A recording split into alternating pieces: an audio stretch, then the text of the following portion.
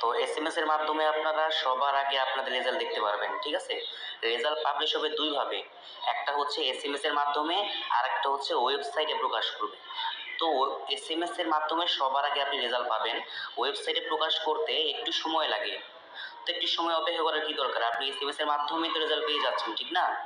তো এসএমএস এর মাধ্যমে কিভাবে আপনি দেখবেন সেটা হচ্ছে আপনি আপনার মোবাইলের মেসেজ অপশনে যাবেন, ওখানে গিয়ে টাইপ করবেন এনইউ, সব বড় হাতে, ঠিক আছে? সব বড় হাতে লিখবেন এনইউ স্পেস ATHN, আবার স্পেস দিবেন এবং আপনার অ্যাডমিশন রোল নাম্বারটা লিখে দিবেন।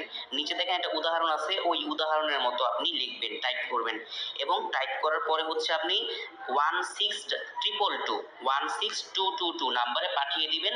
তাহলে দেখবেন আপনি আপনার ফলাফল আপনার মোবাইলের মেসেজে পেয়ে যাবেন।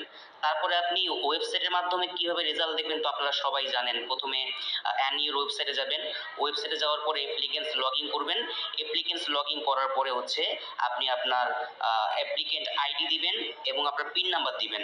তো এই দুইটা বসিয়ে দেওয়ার পরে আপনি এখান থেকে লগ ইন করবেন। লগ ইন করার পরে হচ্ছে আপনার রেজাল্ট আপনি পেয়ে যাবেন। এখানে যদি আপনি চান্স পান তাহলে আসবে congratulation you are assign zoology, এরকম আসবে। আর যদি আপনি চান্স না পান ওই ক্ষেত্রে আসবে you are not in the merit list any authority, এরকম লেখা আসবে, ঠিক আছে? তারপরও আপনি চান্স পান বা না পান সেটা পরে, আপাতত আপনার অপেক্ষা করতে হবে ফলাফলের জন্য, ঠিক আছে?